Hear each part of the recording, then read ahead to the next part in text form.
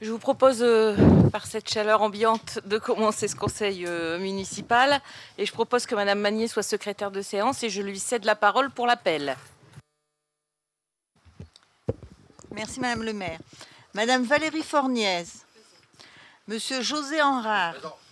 Madame Marie-Claude Thiémé. Madame Marie-Claude Thiémé.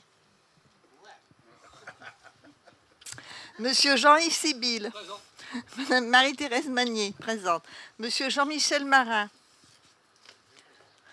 Madame Colette Fauveau. Monsieur Rudy Bardy. Madame Anne-Marie Delcroix. Monsieur Alain Deruche.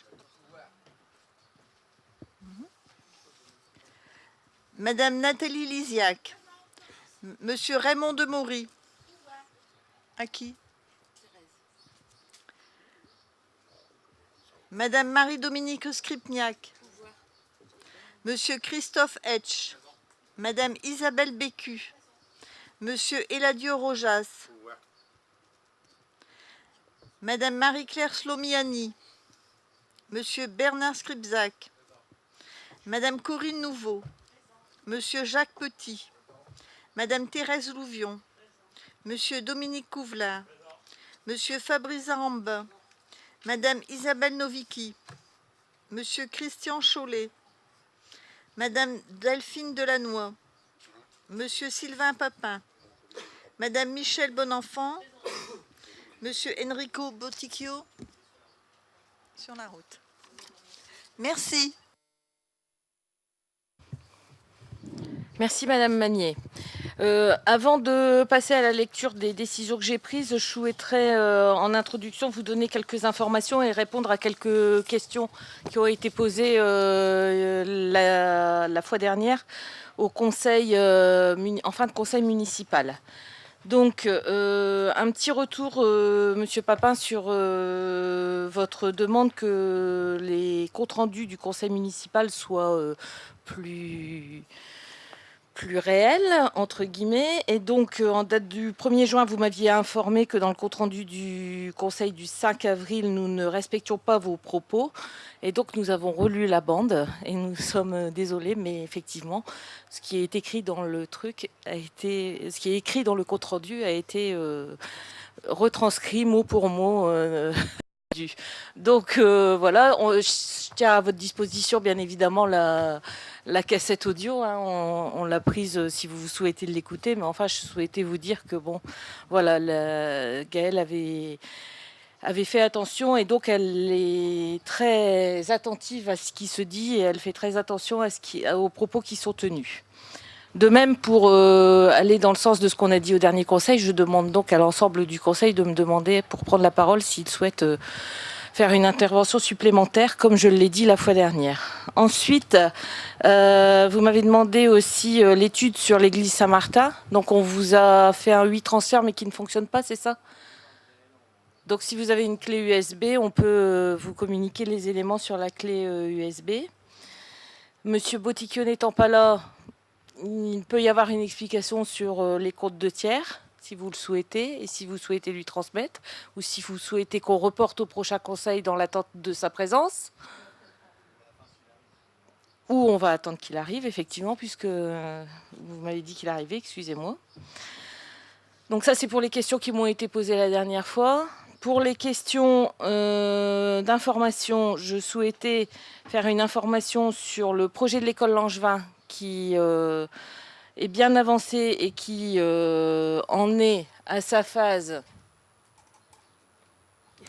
projet détaillé, avant-projet détaillé. On a obtenu pour le dossier de l'école Langevin une subvention du VSIL à hauteur de 200 000. Le VSIL, c'est l'État, c'est les crédits que met à disposition la sous-préfecture pour des projets spécifiques. Ce projet était inscrit dans le cadre du PNR Quad. Il y avait donc un financement État en rue ajouté à un financement de la région de 312 000 euros. Sur ces 312 000 euros, la région s'était engagée à hauteur de 50 000 euros et nous annonce qu'elle est en capacité de réfléchir des crédits disponibles à hauteur de 300 000 euros en plus, supplémentaires. Donc c'est quand même une bonne nouvelle pour la ville. Et enfin, nous pourrons aussi compléter ce dossier de financement nous pourrons peut-être le compléter, en tous les cas, grâce aux dotations politiques de la ville, puisque, eu égard au fait que nous avons 2 quartiers inscrits en politique de la ville et en géographie prioritaire, la commune pourra, pour la première fois d'ailleurs depuis des années, bénéficier de la dotation politique de la ville, qui relève d'un principe de péréquation de la DSU. Effectivement, ça fait plusieurs années que je demande à ce que la DSU de la commune soit augmentée, la dotation de solidarité urbaine, parce que dans la mesure où on est rentré en géographie prioritaire depuis 2014, il n'y a aucune raison qu'on ne puisse pas bénéficier d'une augmentation de notre DSU. On n'avait jusque-là pas eu d'accord sur ce dossier. Et là, la bonne nouvelle est tombée sur le fait de pouvoir déposer des dossiers dans le cadre de la dotation politique de la ville. À cet égard, on a donc déposé 4 dossiers qui sont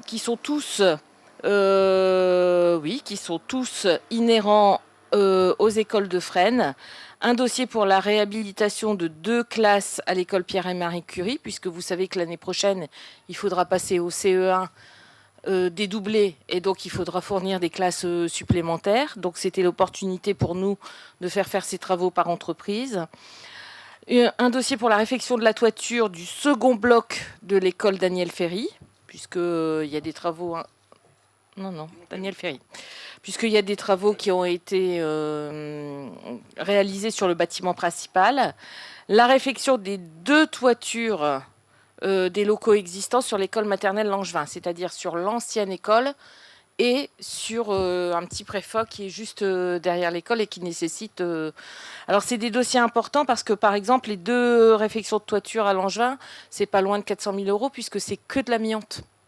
Donc forcément, ce sont des dossiers très onéreux que la commune n'aura pas forcément la possibilité d'assumer si jamais on n'est pas retenu. En tous les cas, et puis on a également déposé un dossier dans le cadre des travaux de l'école Langevin, mais comme on a eu une bonne nouvelle de la région, je ne pense pas qu'on sera retenu sur ces crédits-là. Toutefois, ce qui est important de regarder, c'est que tous les dossiers ont été traités, ils sont donc éligibles, et donc maintenant on attend la réponse définitive pour savoir si on va avoir des financements ou pas. En tout état de cause, pour l'école Langevin, c'est un premier coup de pelle prévu. Allez, on va dire début janvier 2019, je pense. Le temps qu'on fasse l'installation de chantier, qu'on gère les soucis. Donc on a fait une première réunion avec l'équipe enseignante. On avait invité les parents d'élèves à cette réunion. Personne n'est venu sur les parents d'élèves. On a trouvé ça un peu dommage, mais en tous les cas, l'équipe enseignante dans sa globalité est venue à notre rencontre. C'est l'architecte elle-même qui a pu présenter le projet. Bon, tout le monde est satisfait de cette opération. Voilà. Sur le deuxième gros projet qu'on a annoncé au niveau du budget, c'est le projet du dojo. Donc, on a entamé un travail important vis-à-vis des subventions que l'on pouvait trouver pour faire les travaux du dojo. Travaux du dojo, c'est, j'ai oublié de vous dire, mais le projet de l'école Langevin, c'est 1 million de travaux. Les travaux pour le dojo, c'est, je l'avais hier, 895 000, 900 000 €. Sur le dojo, on a eu un accord ferme et définitif à hauteur de 149 200 € de la part de l'État sur la DETR, puisqu'il s'agissait d'une mise en sécurité, donc c'est un projet qui correspondait. On a fait une demande au niveau du CNDS à hauteur de 130 000 €. Là, pareil, on a un dossier qui est recevable et donc on attend que le CNDS tranche sur la participation financière et la hauteur à laquelle ils vont pouvoir participer sur ce projet. Et enfin, on a fait une demande au département à hauteur de 298 400 €. Nous sommes donc allés à la rencontre de Monsieur Poirot. Alors, Monsieur Poiret, que nous avons rencontré il y a 15 jours, Rudy, je ne sais pas, 3 semaines, nous a dit d'attendre le 9 juillet pour la délibération officielle et avoir le papier, puisqu'il y aura un conseil, réunion du département. Mais effectivement, il nous avait validé l'ensemble du projet à cette époque-là.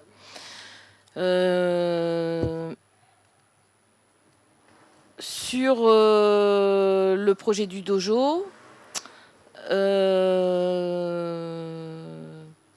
voilà, une fois qu'on aura la réponse du CNDS, le plan de financement sera validé. Hier, on a fait la première rencontre avec les associations, l'architecte, etc., pour la présentation du projet. Et là aussi, on sera sur un démarrage pareil, fin décembre, début janvier 2019, en fonction des appels d'offres qui seront faits par les entreprises. Bon, c'est plutôt des bonnes nouvelles pour la commune. Et toujours dans le contexte partenarial avec le département, nous avons profité de rencontrer M. Poiret pour évoquer d'autres dossiers, notamment le dossier du château du parc Joliot-Curie. Et donc, à cet effet-là, M. Poiret nous a expliqué que la validation des dossiers ne pouvait avoir lieu que s'ils étaient mûrs. Et quand on dit mûrs, c'est prêt à être financé, déjà mis dans le budget, inscrit au budget, etc. Et donc, pour ce faire, à l'appui d'une étude qui avait déjà été faite à l'époque par Luc Copin, mais qu'il est nécessaire, enfin par l'équipe municipale quand Luc Copin était maire, il est nécessaire de réviser ce projet-là. Et donc, on a sollicité, sur les conseils de Madame Stevenart, architecte des Bâtiments de France, un architecte des Bâtiments de France, en l'occurrence c'est Monsieur Le Teneur, qui a accepté de prendre une mission sur la commune. Donc pendant 5 mois, je ne sais plus, c'est un temps partiel, hein, je pense, parce que c'est un monsieur qui a un handicap, qui est porteur de handicap, donc il ne pouvait pas travailler à temps plein. Donc un contrat de 5 mois à temps partiel pour monter le projet et qu'on puisse avoir une réelle estimation du coût de la réhabilitation du château et de voir comment on peut l'honorer. Voilà, le rénover. Toujours dans le cadre de l'entretien qu'on a eu avec S'il vous monsieur... plaît, madame la maire. Oui. Dans la continuité de votre explication, on parlait du château qui est dans le Des parc. endroits, hein. Oui, oui, oui. Ouais, oui. parce qu'après, il y a le château des douaniers. Non. C'est pas le même dossier. Le château qui est dans le parc, est-il envisageable d'y coupler le Temple de l'Amour? Alors, on l'a évoqué. Qui se dégrade de plus en plus et qui est quand même l'emblème de notre commune. Oui, on l'a évoqué avec monsieur Poiret.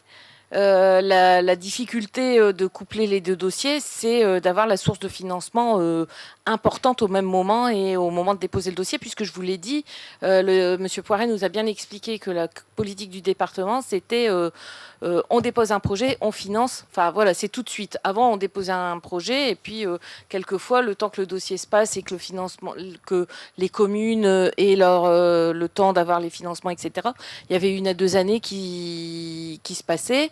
Et il y avait donc de l'argent, entre guillemets, qui était attribué et qui dormait pendant 1 à 2 années. Donc eux ont décidé, on donne si le projet y est prêt à être réalisé dans l'année où il est présenté. Donc présenter les deux dossiers quand on a la maîtrise des coûts que ça représente. Ceci étant, l'étude ne va pas écarter le Temple de l'Amour. On va aussi étudier comment on peut regarder les deux bâtiments ensemble. Ça me paraît quand même un peu compliqué. Mais si on ne peut pas le rénover, au moins le protéger, simplement. Parce que là, vous pouvez voir avec Michel Coirez, les deux qui sont derrière moi, régulièrement, il y a des morceaux de pierre qui se décrochent. Oui, ça je sais bien. Voilà, donc il serait dommage qu'à un moment, et la voûte, toujours avec les infiltrations d'eau, il arrivera un moment où ça va... Ouais, mais le protéger, ça va engendrer des travaux qui sont... Ouais, non, mais... Enfin, voilà, je veux dire, c'est soit je le rénove, j'ai pas trop de solutions transitoires par rapport au Temple de l'Amour. Donc, voilà. C'est quand même... on a un patrimoine important sur la commune. Hein. On a encore des gros sujets à traiter. Donc le château des Androins, je viens de vous le dire. Le Temple de l'Amour, on voudrait bien, mais c'est difficile. On a la gare, bien évidemment, qui reste à inclure dans les projets. Et puis on a aussi le château des Douaniers, qui lui, par contre, a retenu l'attention de tout le monde, puisqu'il se situe au milieu de la réhabilitation de la cité Hardy-Ballanger. D'accord. Et donc, par conséquent, là, les partenaires se sont un peu boostés, mis autour de la table pour essayer de voir exactement quel était l'avenir de ce bâtiment qui est classé au patrimoine mondial de l'UNESCO et qui donc requiert les attentions de tout le monde. Donc sur le château des Douaniers, toujours dans le cadre du partenariat, on a obtenu de la DRAC et de Valenciennes Métropole un partage des frais pour financer une étude qui va nous dire vraiment combien coûterait la réhabilitation du château des Douaniers, sachant que la DRAC, visiblement, je le mets encore au conditionnel parce que quelquefois, à 6 mois ou à 1 an près, les politiques changent et on n'a plus les mêmes nouvelles, mais visiblement, la DRAC pourrait financer les travaux du château du Douanier à une hauteur assez conséquente. Elle finance l'étude à hauteur de 40 ou 50 ? 50%. Et normalement, si on se lance dans la faisabilité et dans les travaux, elle devrait garder la mesure de son financement à même hauteur. Donc vous comprenez bien que c'est une belle opportunité et qu'à un moment donné, si c'est le cas, on la saisira pour que ça puisse aussi rénover une partie du patrimoine de Fresnes. Et enfin, pour terminer sur l'échelle du patrimoine, je voudrais quand même vous signaler que on a obtenu les rubans du patrimoine à l'échelon départemental suite au dossier qu'on a présenté concernant l'hôtel de vie. Donc c'est quand même la preuve que la commune essaye de faire tout ce qu'elle peut pour maintenir son patrimoine dans un bon état. Voilà. Simplement, Madame le maire, si moi aussi je pouvais avoir une copie de l'étude de l'église, parce que je l'avais déjà évoqué lors d'un dernier conseil municipal auprès de Monsieur Sibyl. Vous apportez une clé USB et on vous la fournira.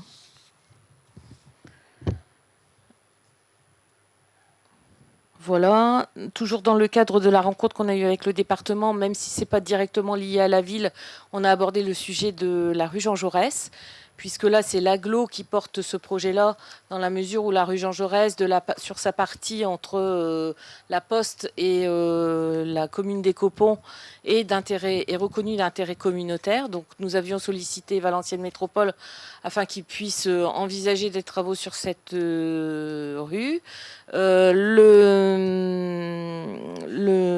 L'étude est en cours et il devrait y avoir une présentation du projet qui va se faire à Valenciennes Métropole la semaine prochaine ou dans 15 jours. Enfin, c'est ici au mois de juillet, un rendu de l'étude avec des propositions qui seront faites.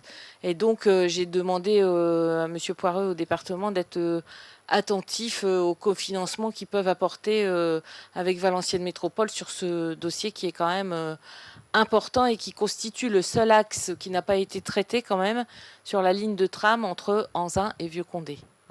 Puisque tout le reste, plus ou moins, a subi des modifications suite au passage du tram et de porte à porte, quoi, de maison à maison. Tandis que sur Fresnes, ça n'a pas été le cas. Voilà.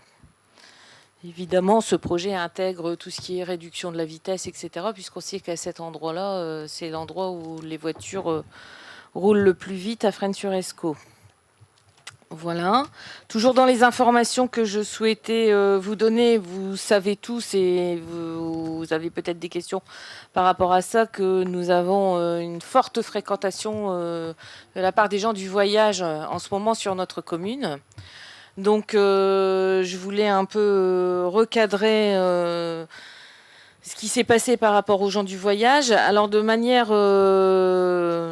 ça fait déjà longtemps que sur les gens du voyage, chaque année, il y a un terrain qu'on appelle le terrain lié au Grand Passage, qui est mis à disposition une année sur 2, une fois sur la commune de Fresnes, une fois donc, sur le territoire de Valenciennes Métropole, sur la commune de Fresnes, une année, et l'autre année sur le territoire de la CAPH, et ça se situe en général aux alentours de Rheims ou de Wallers à Rambert. Cette année, pas de nouvelles de cette aire de grand passage, et on a vu arriver les gens sur les terrains des VNF à 3 reprises sur notre commune. On a immédiatement réagi en sollicitant la sous-préfecture par rapport à ça, sans avoir aucune réponse. J'ai téléphoné 2 fois au sous-préfet, je lui ai demandé de me rappeler, je n'ai pas eu de réponse. Il était absent à ce moment-là et il ne m'a pas rappelé. Donc on a continué les démarches, on a sollicité les 2 agglomérations par le biais des 2 présidents, que sont M. De Gallet et M. Bocquet, en demandant comment on faisait pour résoudre les problèmes liés aux gens du voyage, dans la mesure où actuellement, ne serait-ce qu'actuellement, on identifie à peu près entre 130 et 170 caravanes et 320 véhicules sur le terrain. Donc c'est pas un petit groupe d'habitants, c'est vraiment... voilà. Donc on a une réunion vendredi matin au niveau de Valenciennes Métropole et Madame Duhamel qui est vice-présidente à Valenciennes Métropole et s'occupe des gens du voyage et a aussi beaucoup de contraintes sur sa commune avec les gens du voyage, doit voir Monsieur le sous-préfet vendredi après-midi à ce sujet-là. Sur le deuxième sujet de préoccupation, c'est les gens du voyage qui sont installés cette fois-ci à l'entrée de ville. Alors évidemment, vous le savez tous, on a installé une aire des gens du voyage chez nous qui est censée pallier à ces stationnements illicites. Et donc, comme de mesure, j'ai interpellé Monsieur le sous-préfet en lui demandant d'appliquer sur la commune de Fresnes la procédure d'expulsion simplifiée, puisque nous l'avons normalement, puisque nous avons une aire des gens du voyage. Et par courrier, Monsieur le sous-préfet m'a répondu que il n'accorderait pas le concours de la force publique pour la commune. Parce que les 2 agglos, que sont la CAPH et Valenciennes Métropole, ne répondent pas au schéma départemental, ne répondent pas entièrement à leurs obligations via le schéma départemental. Et c'est l'argument qu'ils fondent pour refuser le concours de la force publique. C'est un argument qui n'est pas valable. Enfin, à mon égard, qui n'est pas recevable du tout. J'ai souhaité là aussi m'entretenir avec lui sur le sujet et j'ai eu sa conseillère, ou je sais pas comment on appelle ça, sa secrétaire, son assistante, mais encore une fois, je n'ai pas eu Monsieur le sous-préfet au téléphone. Donc, Monsieur le sous-préfet venant officiellement nous rendre visite en août, nous allons commencer par les endroits à visiter à Fresnes. Voilà, exemple sous le pont, entre Fresnes et Condé, où ce sont des toilettes ambulantes à air libre. Voilà. Donc je voulais donner quand même les informations. Sur l'entrée de ville, du coup, la commune ne s'est pas arrêtée au fait que le sous-préfet n'accordait pas le concours de la force publique. On a fait la procédure, on a demandé le référé, il va y avoir expulsion des gens du voyage. C'est la commune qui paye.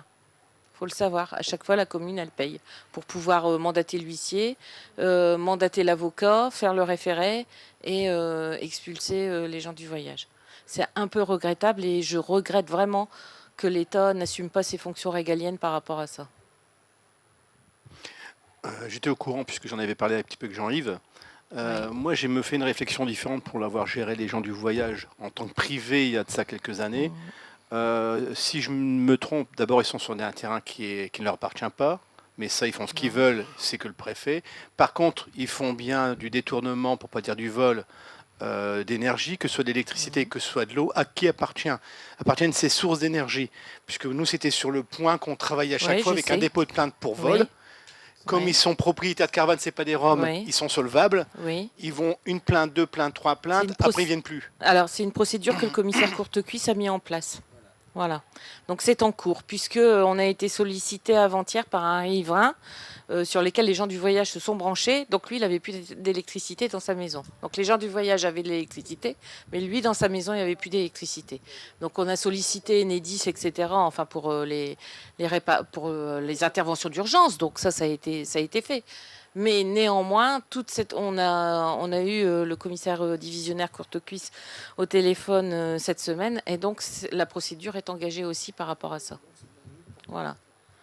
Mais effectivement, j'ai rencontré aussi Monsieur Desmet, Alain Desmet, qui est embêté avec ça, et je lui ai demandé également d'aller porter plainte, et j'ai demandé également au monsieur en question qui a été privé d'énergie de déposer plainte, etc. Parce que les gens se rapprochent de la mairie, et une fois que le problème est traité, ils ne déposent pas plainte. Mais en fait, moi j'ai besoin aussi d'arguments à l'appui pour pouvoir dire voilà, il y a quand même des choses à faire. Voilà. Donc je faisais ce point d'information. Il est important parce que voilà, il faut le savoir. Les VNF on a sollicité les VNF, et les VNF, parce que c'est un terrain des VNF, hein, là où ils sont installés, ont mis en place également la procédure d'expulsion. Mais trouver un huissier qui s'en va prendre les numéros d'immatriculation quand il y a 150 caravanes, croyez-moi, c'est pas simple. Hein. Ouais, non, mais je sais qu'il y en a, mais je dis simplement que c'est pas des procédures si simples que ça.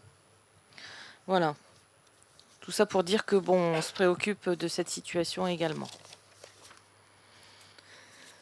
Je pense que j'en ai fini avec les points d'information.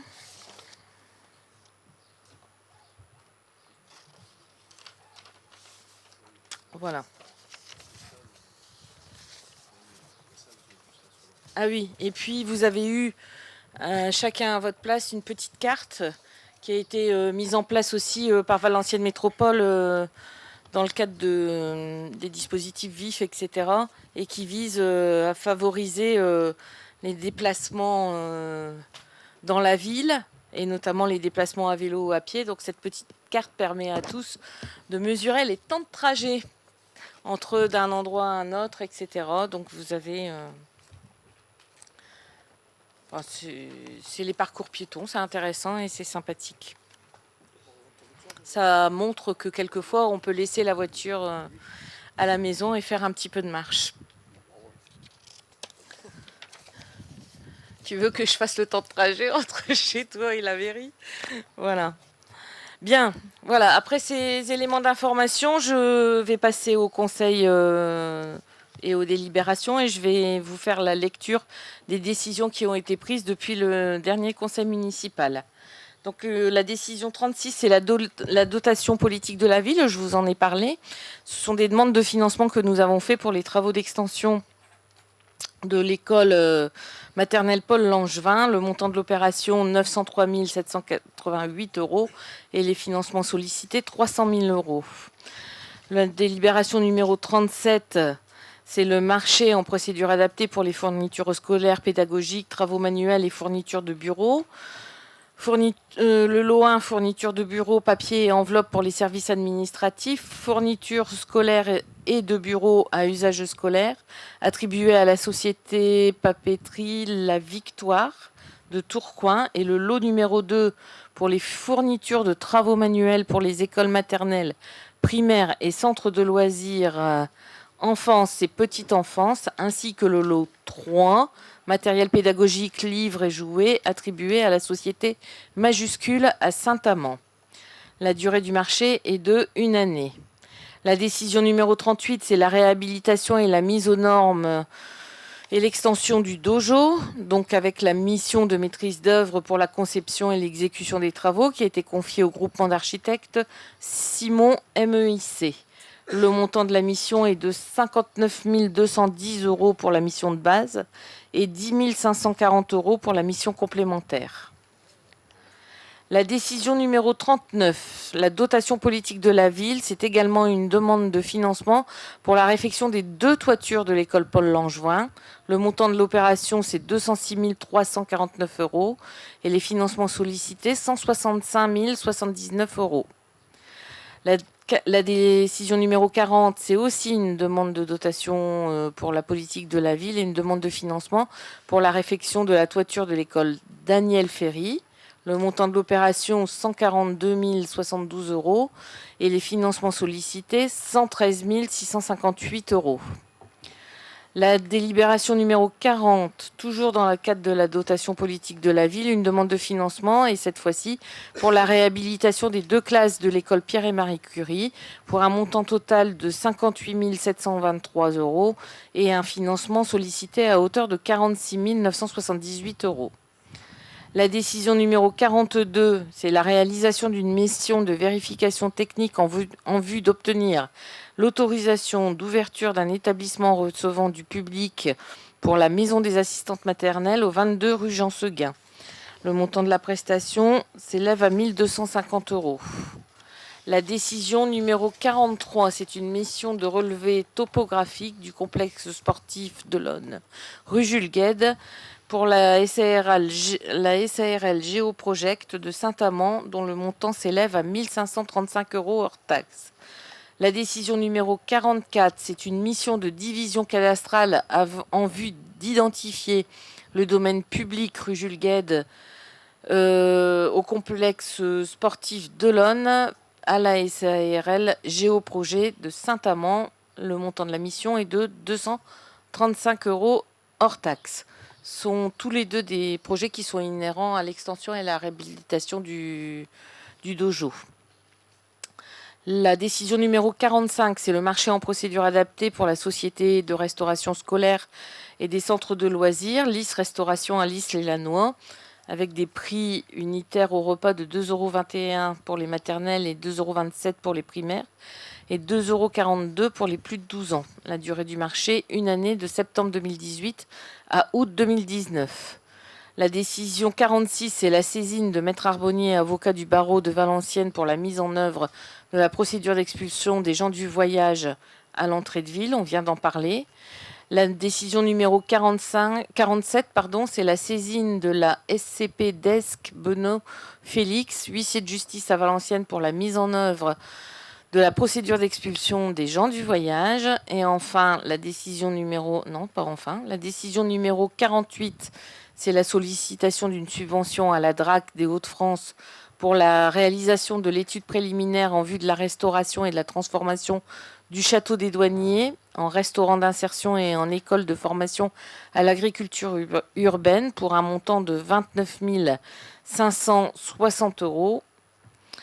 Ensuite, la décision numéro 49, c'est un contrat avec la société Pile Service de Provins pour la sécurité du massicot électrique à hauteur de 1 969 €. Et la décision numéro 50, c'est le cimetière communal et la concession d'une case de columbarium à monsieur Van der Mouten. Voilà. Je tiens à signaler que sur les prix des dossiers politiques de la ville, en fait, je vous ai annoncé des prix qui ne sont pas identiques à ceux qui sont dans les décisions, puisque moi, je vous ai parlé en TTC et que dans les décisions, on parle en hors taxe. Voilà. Donc c'était pour éviter toute... Ouais.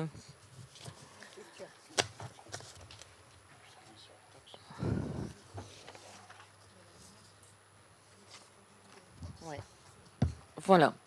Et je vous demande de bien vouloir acter le dernier compte-rendu du conseil municipal. Oui, à ce sujet, Madame le maire, je voudrais préciser une chose. Si on pouvait aussi le mettre en ligne, le compte-rendu des conseils. En ligne. Sur le site. Parce que vous y mettez que les délibérations et on n'a pas le compte-rendu. Sur le... Non, il n'y a plus. Il y est. Je ne sais pas. Madame Manier me dit qu'il y est. Philippe. Philippe. Il est sur Canal S. Alors, attends, Marie-Thérèse. On va laisser la parole à Gaëlle. Il y a deux choses différentes. Je vais y répéter. Il y a le compte-rendu du conseil municipal avec les délibres qui, lui, est public et publié. Il y a le compte-rendu du conseil municipal avec les délibres qui est public et publié. Et après, il y a le procès-verbal avec les interventions des élus qui, lui, est distribué aux membres du conseil municipal, mais n'est pas forcément public. Voilà, il est distribué, mais pas forcément public. Le procès-verbal et le compte-rendu, c'est deux choses différentes. Voilà. Donc si on pouvait le mettre public, ça serait bien aussi. C'est filmé, hein. Oui, c'est mais filmé je sur sais pas Canal si- Esco, je sais pas donc si le canal fonctionne, je sais pas. YouTube. Maintenant c'est YouTube. maintenant c'est sur YouTube. Mais de toute façon, il y a un lien qui part du site de la ville. Philippe, Il y a un lien qui part du site de la ville pour pouvoir accéder au film du conseil municipal. Voilà. Enfin, moi je pense, hein, puisque vous l'avez regardé. Voilà. Donc tout est. Enfin, il y a un souci de clarté par rapport à ça. Je pense pas qu'il y ait besoin de. Voilà. La délibération. Est-ce que je peux faire voter le compte rendu, s'il vous plaît? Qui est contre? Qui s'abstient? Je vous remercie. On va passer au projet de délibération. La délibération numéro 1, administration générale et l'enregistrement des demandes de logement social. Alors, je me suis encore vue reprocher dans différents médias le fait que malgré l'explication qu'on a donnée dans Reflet sur le fonctionnement d'une demande de logement, ça serait encore la mairie qui attribuerait les logements comme elle le souhaite à son bon gré. Sachez que ça ne fonctionne pas comme ça.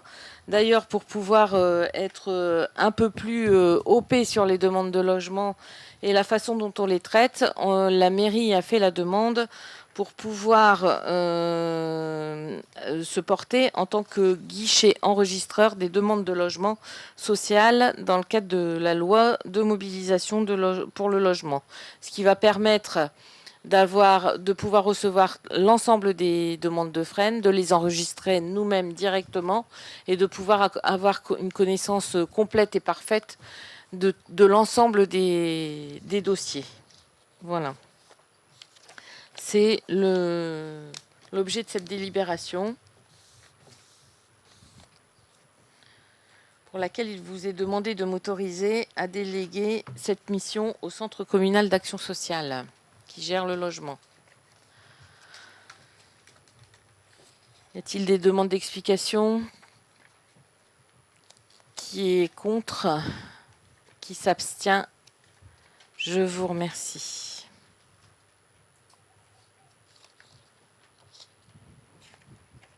La délibération numéro 2, ce sont une délibération sur les ressources humaines et la tarification des rémunérations des animateurs pour le centre de loisirs sans hébergement.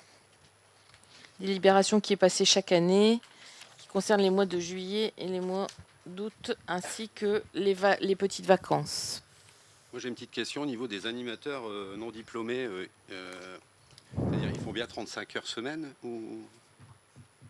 C'est pas calculé comme ça Parce que ce que je vois, c'est 75% du montant, donc ça veut dire qu'ils sont rémunérés en dessous du SMIG. J'entends pas ce que vous me dites. Quand on lit votre délibération, on voit que ces animateurs non diplômés sont rémunérés à 75%. Oui. Donc je voulais savoir s'ils effectuaient effectivement 35 heures semaine ou pas. Ce qui veut dire que vous les rémunérez en dessous du SMIG. Dans la mesure où ils n'ont pas de qualification, de toute façon, c'est un cursus. 35 heures semaine ou pas? De toute façon, c'est pas à la semaine, c'est au mois. C'est un nombre forfaitaire de vacations sur le mois. Ça représente combien d'heures? Je les ai pas en tête. J'ai pas le nombre d'heures mensuelles. À la fin du mois de juillet, il y a le responsable du centre de loisirs qui fait le relevé des heures qui ont été effectuées par les personnes qui sont accueillies. Donc, j'ai pas mal. Les animateurs qui travaillent au centre de loisirs, qui les transmet au service des ressources humaines, qui font les payes en fonction du nombre d'heures travaillées et en fonction de la rémunération.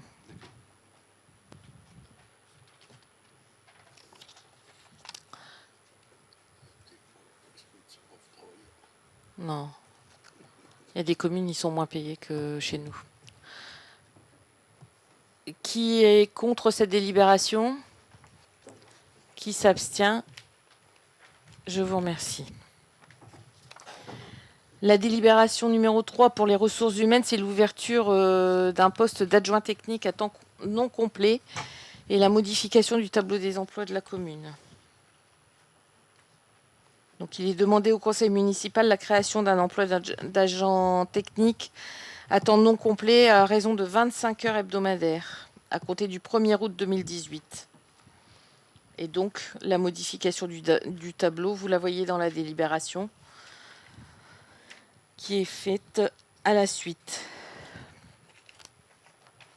Y a-t-il des demandes d'explication?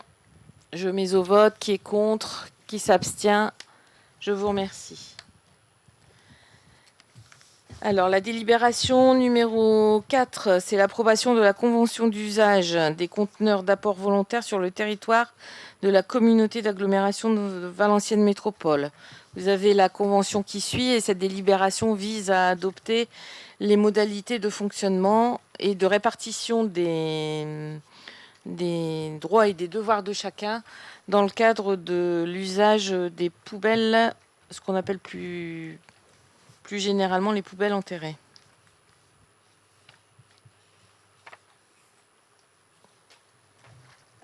Y aura-t-il d'autres implantations sur cette convention? Parce que quand on la lit, on ne voit pas s'il y a derrière, il y a d'autres implantations sur Fresnes. S'il y a d'autres? Implantation de bandes enterrées sur Fresnes? Non, pas pour l'instant. Elles ne sont pas prévues. Et elles ne sont pas souhaitées pour l'instant par la commune. Parce qu'on a trop de soucis avec les bandes de points d'apport volontaires qui deviennent des déchetteries à ciel ouvert. Et donc, dans la mesure où on n'arrive pas à gérer correctement en lien avec Valenciennes Métropole et la société la régulation de ces poubelles enterrées, pour l'instant, on a levé le pied sur, malheureusement, parce que c'est un système qui mérite d'être mis en place, mais bon. Monsieur Henrard, vous avez la parole. Ouais, désolé. Je ne savais pas que j'étais pas là, alors on ne me l'avait pas dit.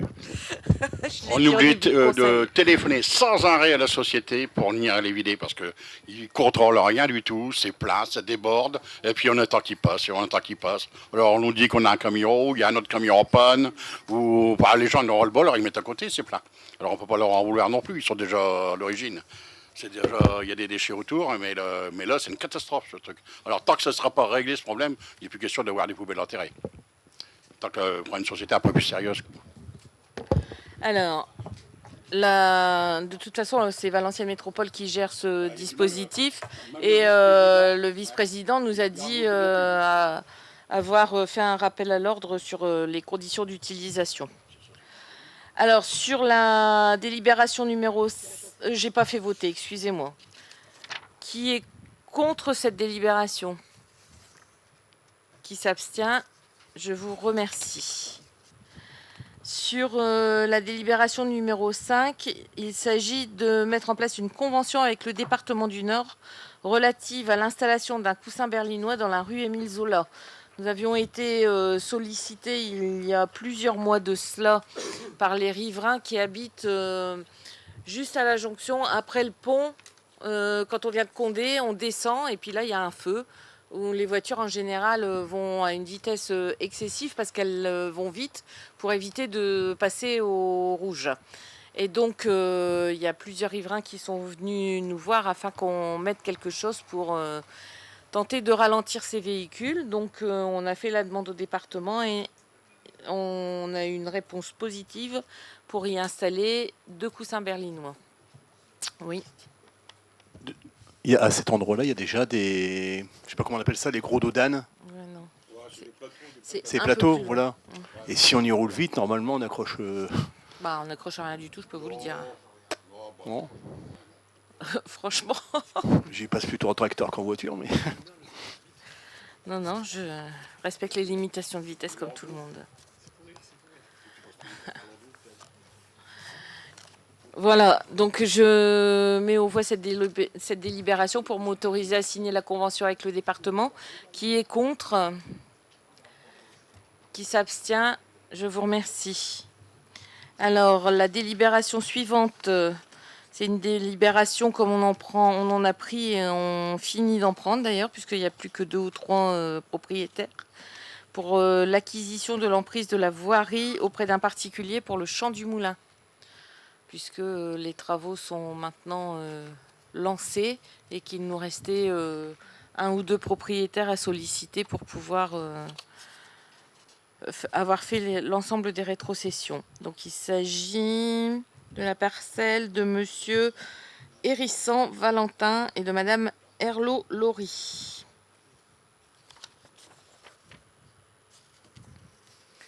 Qui est contre? Qui s'abstient? Je vous remercie. La délibération numéro 7, c'est la vente de Monsieur Rubiano Alain et de Madame Rubiano Sylviane à la commune. Il s'agit de la maison qui est située juste à côté de la Concorde. Une vente et un accord à hauteur de 31 000 € pour lequel la mairie se porte acquéreur dans l'optique de pouvoir réamorcer une dynamique commerciale sur la place même. Donc il y aurait bien une partie commerce et une partie en location, c'est ça? Comme tous les bâtiments qui sont autour de la commune. De la place, oui, pardon, excusez-moi. Ouais. Ça sera le cas aussi pour le 24 place Vaillant-Couturier qui est en train d'être rénové, où il y aura une cellule commerciale obligatoire en bas et des logements à l'étage. Et ça sera le cas aussi pour le projet qui est en train d'être mené sur le 4 place Vaillant-Couturier. Qui est contre? Qui s'abstient? Je vous remercie. Alors, la délibération numéro 8, il s'agit d'une petite parcelle qu'il convient de classer dans le domaine public communal des espaces communs au bout de la rue Louise Michel, puisqu'on a un groupe d'habitants qui s'est réuni et qui a un projet pour aménager 4 à 5 maisons individuelles derrière, sur des terrains qu'ils ont mis en vente. Donc pour pouvoir mettre les compteurs, libérer les espaces publics, etc., il faut faire cette rétrocession. Qui est contre? Qui s'abstient? Je vous remercie.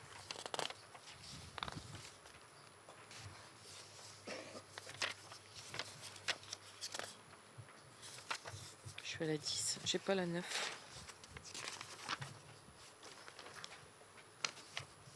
Il m'en manque une.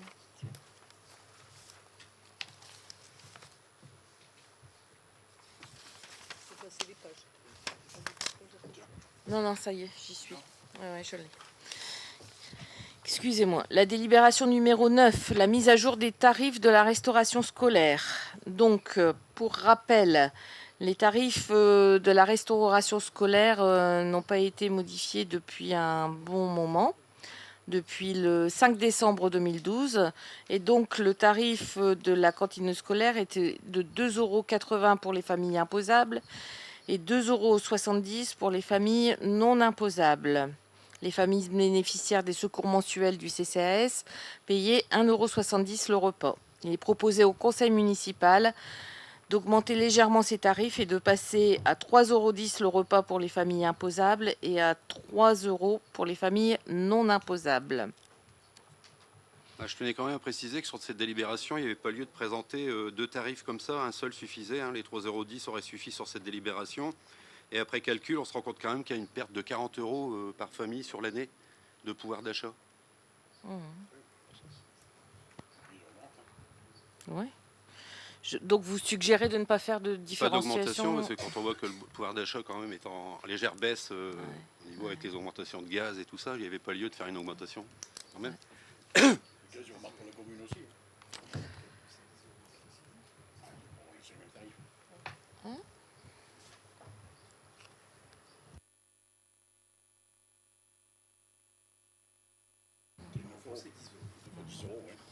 Ben ouais.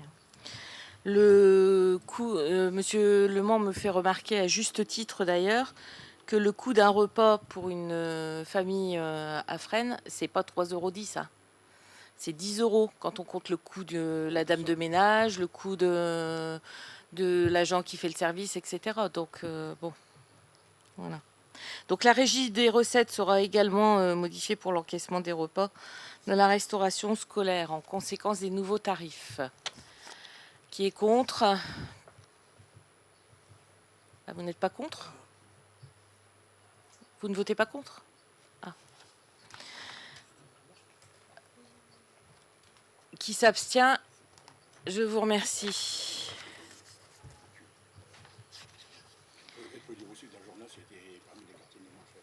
La délibération numéro 10, l'école de musique et le règlement intérieur, ainsi que la mise en place de droits d'inscription. Alors vous allez me dire que le pouvoir d'achat des familles baisse et que j'ai mis une participation des familles sur l'école de musique, mais après avoir regardé le fonctionnement de mes autres collègues, la gratuité n'existe pas sur les autres communes et c'est pour ça qu'on a décidé d'instaurer ces tarifs sur la commune de Fresnes, qui sont je voulais revenir relativement... dessus. Vous permettez que je finisse Oui, ma allez-y, phrase? oui. Merci. Qui sont relativement peu onéreux par rapport à ce qui est pratiqué dans les autres communes. À vous la parole. Donc je voulais vous rappeler quand même, en signifiant quand même que les professeurs de l'école de musique sont employés sous des contrats d'activité accessoires. Par principe, ces contrats ne peuvent être Non, on a régularisé cette situation. Laissez-moi finir quand même, je vous ai laissé finir. C'est faux, on a régularisé cette situation. Le contrat devant correspondre à l'autorisation donnée par l'autorité territoriale de l'employeur principal, qui, entre autres, doit préciser la durée de celui-ci.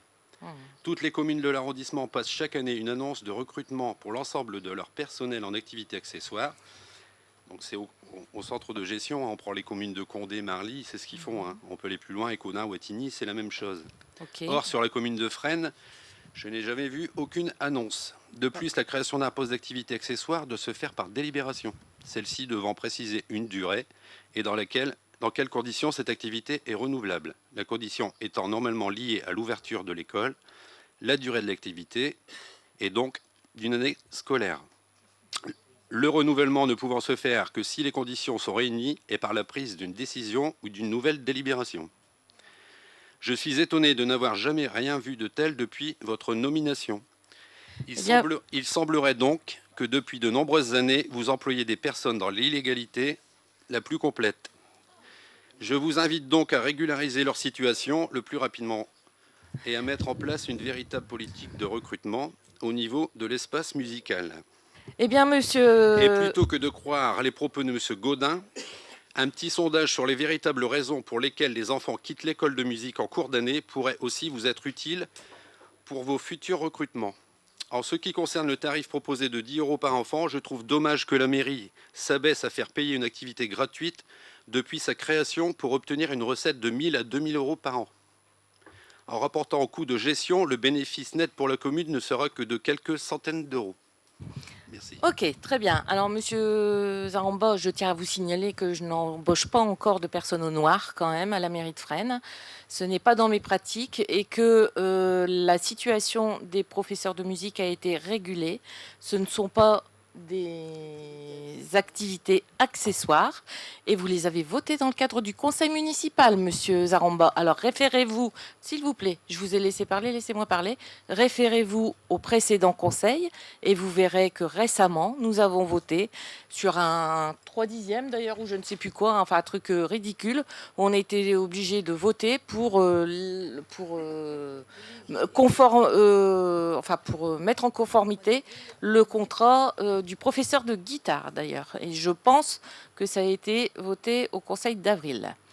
Donc jusqu'à présent, je pense que je sais encore faire la part des choses pour rester dans la légalité. Et je pense aussi qu'il y a un contrôle de légalité qui est mis en place au niveau de la sous-préfecture et qui me dirait si mes délibérations n'étaient pas bonnes par rapport à cela. Voilà, je vais m'arrêter là et je ne vais pas polémiquer. J'attendrai simplement que vous fassiez une intervention auprès du tribunal et que vous me mettiez encore une fois au tribunal pour juger ce genre de procédés qui sont pourtant conformes à la réglementation. Qui est contre la délibération concernant l'école municipale, la tarification de l'école municipale? Qui est contre? Encore une fois, je vois que vous n'êtes pas en cohérence avec vos propos. Qui s'abstient? Je vous remercie. La délibération numéro 11, manifestation culturelle, Expo, Salon du manga. Donc là, on ne va pas m'attaquer au tribunal, je le fais passer bien en amont. Et donc, il s'agit, comme chaque année... C'est bien, vous avez retenu un peu la leçon, c'est bien. Oh, ben merci de me donner des leçons, monsieur Zaramba. J'ai pas de leçons à recevoir de vous, mais alors franchement pas. On vous verra à l'œuvre puisque vous allez bientôt... C'est le tribunal administratif vous- que vous avertit ou de passer la délibération avant ou pas? Non, non, non, non. Le tribunal administratif ne m'a rien dit et le tribunal administratif n'a même pas encore jugé l'affaire Ok. puisque si vous êtes renseigné auprès de votre avocat comme moi je l'ai fait, le tribunal administratif jugera l'affaire fin juin, je pense. Non, je ne prends pas d'avocat, moi. Je ne dépense pas les deniers publics des Fresnois. Bah, si vous ne m'attaquiez pas sans arrêt pour des motifs qui n'ont pas lieu d'être, je ne serais pas obligé de dépenser les deniers frénois. Mais c'est pour les bonnes raisons. Bon, en même temps, la meilleure attaque, c'est d'aller au tribunal, hein, monsieur Zaramba. Ça, c'est Pour du moyen défendre de l'intérêt des défense. Fresnois, tout à fait, madame le maire. Ah bah bravo. Ah, il faut la parole, monsieur Aurard, vous devez demander la parole.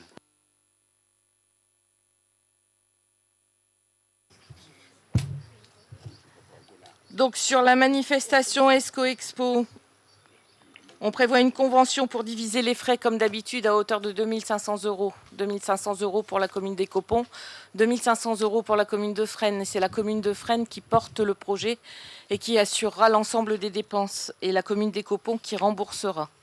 Est-ce que tout le monde est OK? Qui est contre cette délibération? Qui s'abstient? Je vous remercie.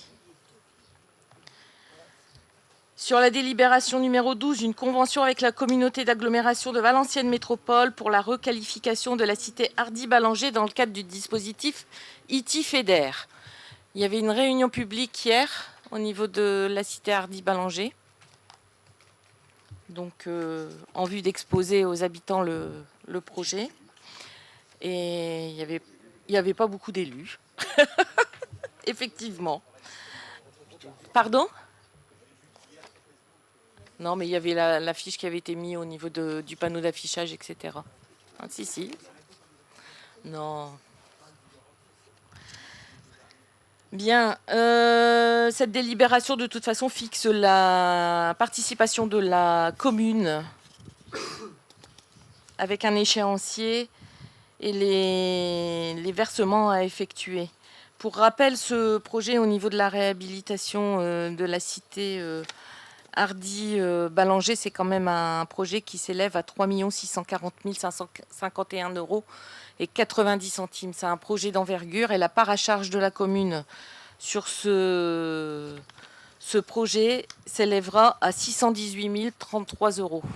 Donc c'est une opportunité via les fonds européens qu'il ne faut pas négliger et qui est très importante.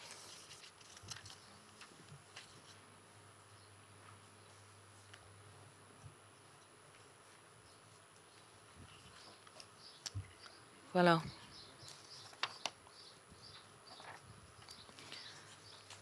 Y a-t-il des demandes d'information sur ce dossier-là?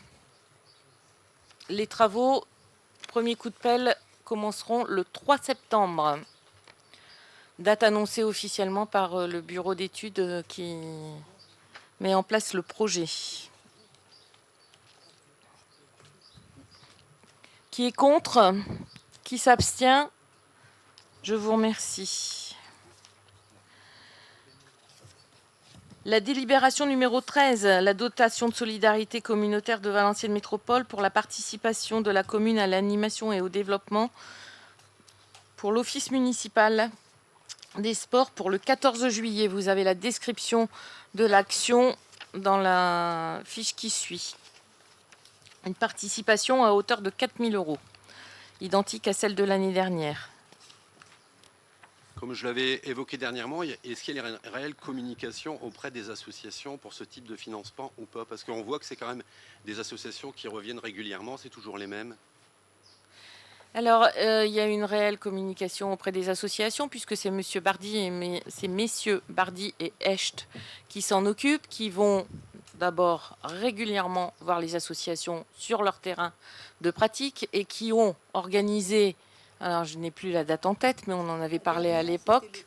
Je demande la parole. La dernière, c'était le 30. Pas la réunion du 14 juillet. Je parle des réunions concernant les financements des associations. Celle où je suis arrivée en retard parce que je revenais de Lille. C'était avant le budget, je pense. Enfin, je ne sais plus. mais il y a eu une réunion où on a convié l'ensemble des présidents d'associations ici en mairie pour venir, pour expliquer les demandes de subvention dans le cadre du FADL, les demandes de subvention dans le cadre du PIC, puisque vous savez comme moi que le FBH n'existe plus, mais qu'il existe le dispositif du PIC, où il y a eu une explication de texte aussi par rapport aux subventions qu'on leur donne au niveau annuel, au niveau de la commune. Et donc les associations sont régulièrement informées des possibilités de financement. Et elles sont tellement bien informées que je crois savoir qu'elles vous sollicitent également dans le cadre de... Oui, c'est pour ça que je voulais demander si Voilà. vous aviez aussi rappelé ou pas. Non, bah non, nous on leur dit pas... Ils peuvent bénéficier éventuellement d'une subvention. Ils le savent. Donc, pour l'OMS, une demande de subvention à hauteur de 4 000 €, c'est la délibération numéro 13, qui est contre, qui s'abstient. Sur la délibération numéro 14, c'est la même procédure, et c'est pour l'association Marche Nature Fresnoise, pour la randonnée Marche en sol mineur, qui aura lieu le 30 septembre 2018, et c'est une subvention à hauteur de 750 €. Cette année, on a eu aussi le tennis club fresnois qui a demandé une demande de subvention, qui n'en a jamais demandé. Hein. Donc, C'est qu'il n'était pas informé alors. pardon ? C'est qu'il n'était pas informé. C'est pas tout à fait ça la réponse, mais bon, je ne veux pas polémiquer, de toute façon, ça sert à rien. On change de cassette, Philippe ? Mes collègues me faisaient rappeler également que cette année, on a mis à disposition les moyens au niveau des techniciens pour que chaque association puisse venir remplir avec les techniciens de la ville ou les élus leur demande de dossier de subvention annuelle. Donc elles ont largement été informées. Je vais passer la... On n'a pas voté, pardon. Alors sur la délibération pour Marche Nature Fresnoise, qui est contre... Qui s'abstient? Je vous remercie. Pour la délibération numéro 15 et la délibération numéro 16, je vais laisser la parole à Lucie, puisqu'il s'agit de décisions modificatives et qu'elle est plus à même d'expliquer les choses. Merci Madame le maire. Bonsoir. La décision modificative numéro 1 reprend essentiellement des ajustements d'amortissement. Lors de la réunion du conseil du vote du budget, il y avait une remarque de Monsieur Boticchio au sujet des amortissements. Il s'interrogeait, donc il avait fait un calcul sur la base du compte de gestion et il trouvait une très très grosse différence au niveau des amortissements. Donc on a regardé cela ensemble et je lui ai expliqué qu'il sur les comptes qu'il mettait en évidence, il y avait des travaux de voirie qui n'étaient pas amortis. Néanmoins, je suis retournée sur le logiciel qui effectue les amortissements. C'est un logiciel qu'on a mis en place en 2017. Et il s'est avéré qu'en fait, pour certaines immobilisations, la date de démarrage des amortissements n'était pas renseignée. Ce qui fait qu'il n'apparaissait pas sur le budget primitif 2018. Donc cette délibération a vocation de corriger cette anomalie. Et donc, bien sûr, je vais être vigilante à ce sujet, puisque maintenant, j'ai vu que c'était possible de faire cette erreur. Je pensais que ça se faisait automatiquement. Donc voilà. Donc, cette délibération reprend à la fois des immobilisations, on va dire, habituelles, et également des subventions d'équipement où on passe notamment tout ce qui est PNRCAD, etc. Donc pour ce type d'immobilisation, nous avons la neutralisation des amortissements. C'est pour ça que vous avez des lignes qui s'appellent neutralisation. Donc en fait, l'effet est neutre sur le budget. La différence engendrée par les corrections d'amortissement est corrigée par la ligne du virement de la section de fonctionnement vers la section d'investissement à hauteur de 6 754,27 €. Vous le voyez en somme négatif. Alors ces corrections d'amortissement concernent donc les deuxième et troisième acomptes que l'on verse pour l'opération rivage en cadre du PNRCAD, également une somme qui a été versée pour l'effacement du réseau du square du 19 mars. Ensuite, pour les autres immobilisations, nous avons un logiciel de petite enfance. Il y a également 2 columbariums de l'année 2016. Là, j'ai eu une conversation avec la trésorerie et donc c'était pas amorti, donc je les rentre dans l'amortissement. Il y a également en matériel de transport le véhicule Zoé qui a été acheté. Et en matériel du bureau d'informatique, nous avons un switch et la dernière ligne à 208,13 €, c'est du divers matériel de service technique. Donc voici la vocation de cette délibération. Si vous permettez une remarque Oui. sur cette DM. Oui. Une nouvelle fois, vous nous montrez votre très bonne gestion de la commune et la sincérité des documents budgétaires que vous nous faites voter. En effet, les amortissements 2018 ne peuvent plus varier après le 31 décembre 2017, soit bien avant le vote du BP intervenu le 5 avril. Mais vous arrivez pourtant à nous proposer une délibération afin d'ajouter 18 785,04 € d'amortissement sans aucune explication dans les documents fournis avant Conseil. Afin d'avoir une totale transparence, une annexe à la délibération reprenant l'ensemble des amortissements de l'année aurait été judicieux.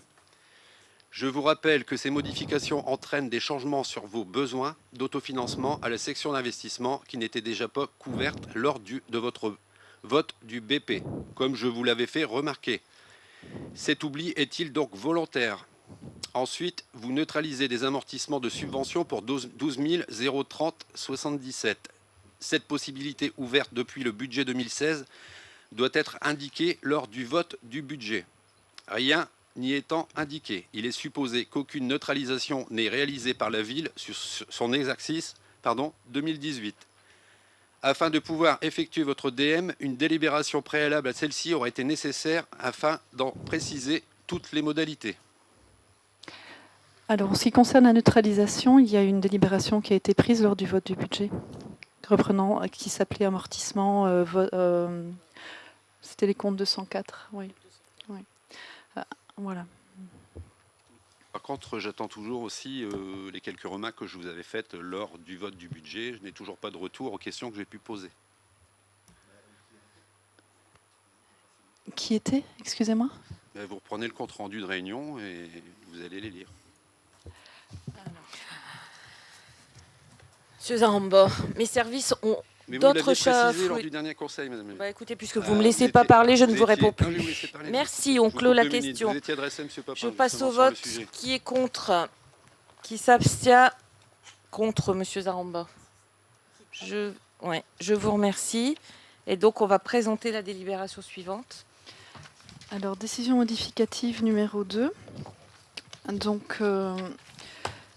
Donc vous avez dans le tableau tout en haut la section d'investissement en dépenses. Donc pour 5 000 € des frais d'études pour le château des douaniers, il y avait une somme de 30 000 € de prévu, mais l'ouverture des plis révélait un besoin de 5 000 € supplémentaires. 6 000 € pour la préemption d'un terrain situé près de la place Barabus, ensuite, et les frais. Ensuite, 8 770 € qui sont transférés d'un compte de régie vers un compte 21 318 pour la clôture du parc animalier. Et donc, 11 000 € sont pris sur les dépenses imprévues. Ensuite, en fonctionnement, nous avons donc les subventions de fonctionnement aux associations qui sont votées lors de ce conseil. Également, j'avais moi personnellement omis une subvention de 1 000 € qui a pourtant été prise lors de la délibération du conseil municipal qui votait les subventions aux associations pour le tennis de table, la DSC. Donc, il y a 4 000 € pour l'OMS, 750 € de subvention pour la marche nature frénoise et 1 000 € pour cette différence. Donc, 5 750 € sont pris sur les dépenses imprévues. Ensuite, en recettes, donc nous avons un compte 722 moins 8 770 € pour les opérations en régie qui vont avec la clôture du parc, et également 20 500 € qui représentent une subvention du département qui est versée pour l'occupation de la salle des sports et qui a été reçue. Voilà. Merci, Lucie. Je mets aux voix cette délibération. Qui est contre? Qui s'abstient? Je vous remercie. Je vais terminer le conseil avec la délibération numéro 17 sur la taxe foncière sur les propriétés bâties et l'exonération dans les bassins urbains à dynamiser. Vous savez que l'État a mis en place un nouveau dispositif par rapport aux cités minières et aux communes minières plus exactement. Et dans ce dispositif, il est prévu de pouvoir exonérer les entreprises qui ouvrent de nouvelles activités. Donc, on demande au conseil municipal de décider d'exonérer de taxes foncières sur les propriétés bâties pour une durée de 7 ans et pour la part non exonérée en application du 1 de l'article 1383F du Code général des impôts, les immeubles situés dans les bassins urbains à dynamiser et rattachés à un établissement remplissant les conditions pour bénéficier de cette exonération de cotisation foncière des entreprises prévue à l'article 1466B du Code général des impôts. C'est une délibération assez complexe et financière qui vise à soutenir la création d'entreprises dans le cadre du bassin minier, dans le cadre des communes du bassin minier. Et d'ailleurs, ce dispositif vise aussi à essayer de redynamiser l'emploi dans le bassin minier, puisque dans le dispositif, il est prévu que dans la création de ces entreprises, il puisse y avoir un emploi sur 2 où ce sont des personnes appartenant à une commune du bassin minier, pas forcément la nôtre, mais en tous les cas des communes qui sont reconnues, qui soient employées dans le cadre de ces créations d'entreprises. Voilà. Et donc de me charger de notifier cette décision auprès des services préfectoraux. Voilà. Qui est contre cette délibération ? Qui s'abstient? Je vous remercie. Monsieur Zaramba, je voudrais vous préciser quand même que la démocratie, c'est de laisser parler les gens. Alors, si vous me rappelez à l'ordre pour que je vous laisse finir vos interventions, vous arrêtez, s'il vous plaît, de me couper et vous me laissez vous répondre. Et si vous ne voulez pas que je vous réponde, et si vous n'arrêtez pas de me couper, je ferai de même avec vous à la prochaine session. Comme ça sera bien rigolo. Mais je vous ai laissé faire vos interventions et je n'accepte pas d'être sans arrêt coupé à chaque fois que je vous fais une réponse. C'est facile de couper les gens quand on fait une réponse et vous le faites encore une fois. Non, je ne vous accorde pas la parole. Point. C'est pas une preuve de démocratie. Je suis entièrement d'accord avec vous. On peut. Vous êtes dans l'incapacité d'écouter les gens.